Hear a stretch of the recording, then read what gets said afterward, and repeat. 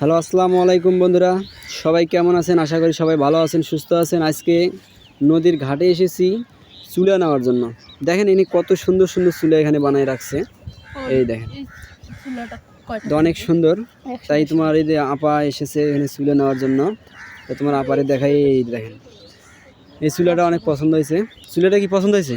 হ্যাঁ, অনেক সুন্দর। তুমি কোনটা নিবা? ওইটা নিব।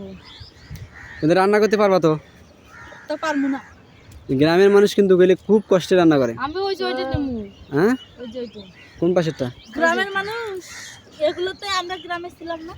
এটা মুখটা একটু বড়। আসলে আমরাও গ্রামের মানুষ, কারণ গ্রামে থেকে আমাদের অভ্যাস। আমরা তো ছোটোবেলায় এই যে চুলায় আমার আম্মা রান্না করেই আমাদের মানুষ করছে। কত কষ্ট করে যা রান্না করে, এই যে মনে কেন না খেয়ে দেয়। হ্যাঁ, এই চুলাটার মুখটা একটু বড়, মানে জাল বেশি ধরে। জালটা বেশি না?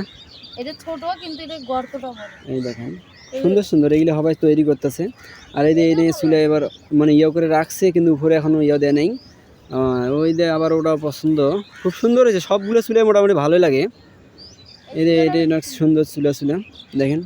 এই যে বাড়ির এই যে নদীর পাশেই, কিন্তু এটা নদীর পাশেই হলো, এটা হলো পানপাড়ার মাঠের এই নদীর পাশেই এই চুলাগুলো বিক্রি করানো হয়। দেখেন কত সুন্দর সুন্দর। তাই আমরা দেখতে আইছি, সবাই আসে। আমরা আজকে সকাল সকাল বেরিয়েছি।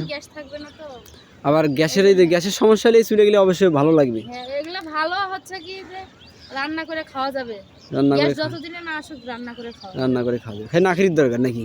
লাকড়ি কি রে, লাকড়িও লাগে না, যে কাঠের দোকানে গেলে কাঠের যে গুঁড়া গ্যাসের মতো করে রান্না করে। আচ্ছা, সবাই ভালো থাকবেন, সুস্থ থাকবেন।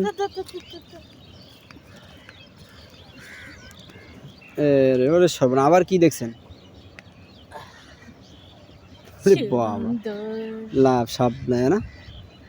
সুন্দর ফুল, সুন্দর ফুল তো। সেই সুন্দর। আচ্ছা, সবাই ভালো থাকবেন, সুস্থ থাকবেন। আল্লাহ হাফেজ।